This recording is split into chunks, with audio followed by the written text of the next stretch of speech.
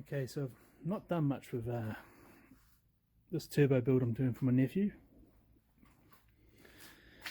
You know, between work, being sick, and fully rebuilding a car for a mate of mine that has no nuts and bolts for it, time's just ticking by, but I thought I'd do a little bit more today.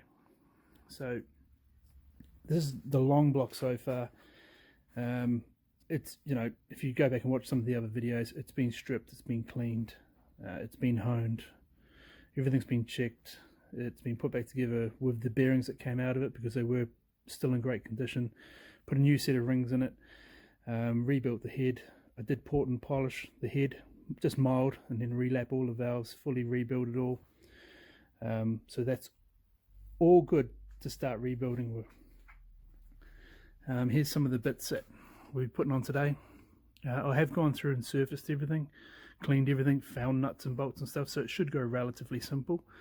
The inlet manifold, we got vapor blast, which I'm actually really happy with. I kind of wish I'd done the same with mine, to be honest.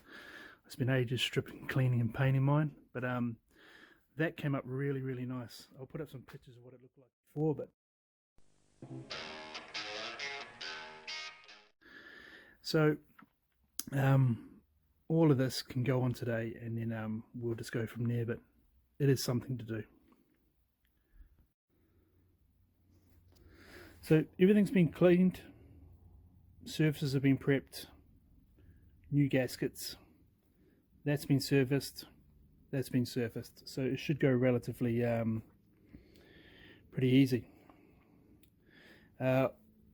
Water oil cooler, to try and find one off of Cosworth here is, you know, you can't find Cosworth stuff in New Zealand, but to get one out of the UK it's around about $400 to $500. We could go front mount oil cooler, but I do prefer those. And this one here is a Toyota 1G GTE. It's the exact same as the one I'm using on my car, and it works well. The only thing I do is I remove the shitty little sealants on the back and I replace it with one from an old oil filter. New water pump, new filter. Even though I am using new gaskets, I do, for peace of mind, still use sealant on both sides of that gasket. I've tried just using normal gaskets, but my head won't let me. I have to put sealant on them just for peace of mind, just to know. So, you know, before anyone says anything, yes, they're new gaskets, yes, I use silicone still.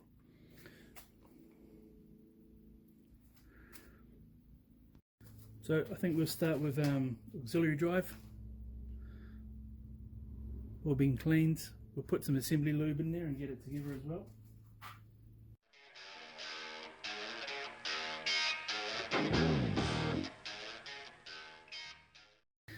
Next is the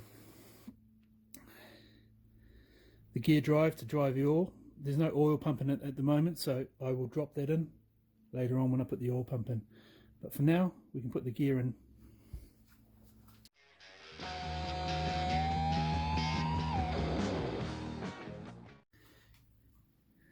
Next is the block breather. I use a breather for the block and the cam cover, tee them together into a catch can, and then the catch can breathes into before the turbo.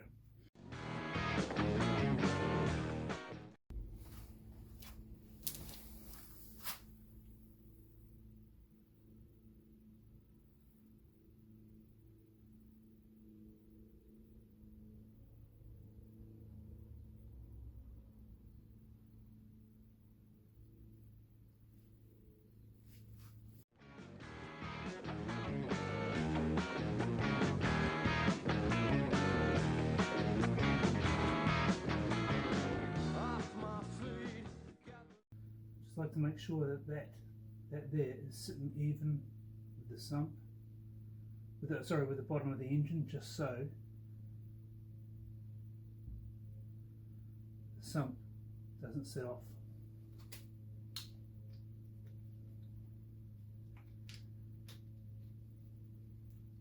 These don't need to be overly tight either.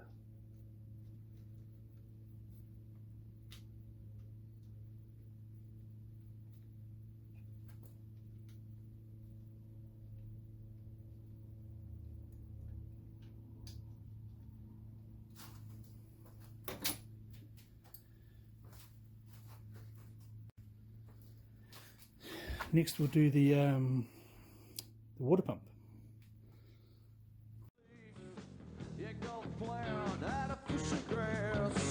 Lined up black tuxedos, lined up a flat on my ass, yeah.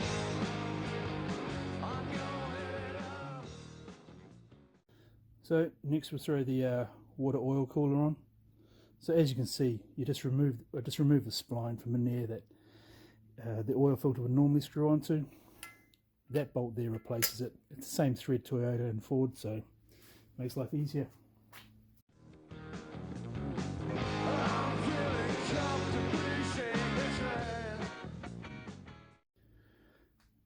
Then the alternator bracket. We might as well show the cam seal in, a little bit of grease. Getting lost, getting high, headed up. And then we'll start putting on the adapter plate.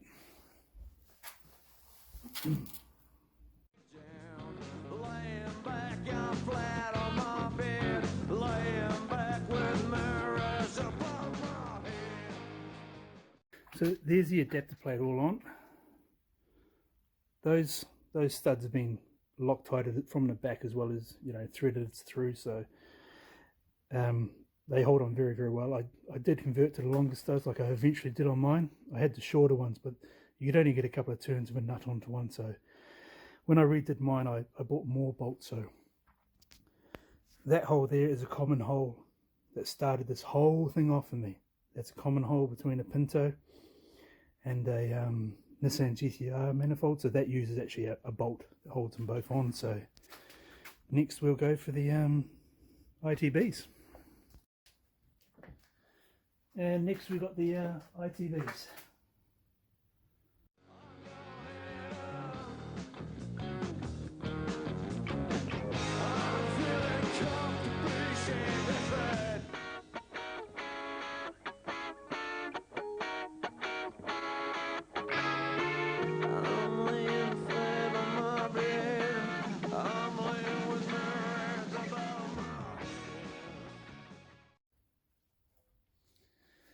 And last of all, today, the plenum.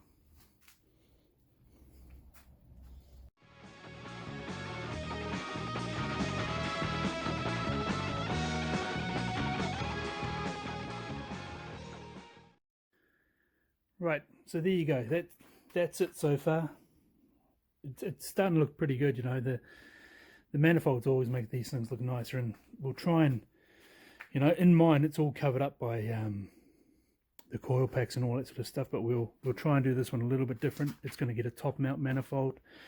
It's getting a blow off valve. The cam cover is going to stay this. It's just got to be cleaned up and then clear coated. I've moved the mount from here to here, and this helps with the accelerator bracket. I tried and made a new one for this setup instead of the one that's on mine, and then I actually took it from this setup and put it on mine, so I know it works well. This just needs some dent sorting out, a few other brackets welded onto it, a few tabs, and then that can get clear coated. But it is looking good. To give you an idea, at the moment we are at $1,721 in parts.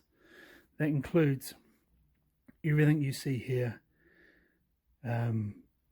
new rings, ARP head studs, full Victorine's gasket set, the inlet manifold, the new water pump. Like I say, so far this is standard motor, standard long block. It was stripped, cleaned, honed. Bearings were kept because they're in good condition. Put new rings in it. So like I say, new rings, ARP head studs, completely rebuilt head. That also includes a turbo. Ended up getting a max speeding turbo. This was pretty cheap. It's a 2871.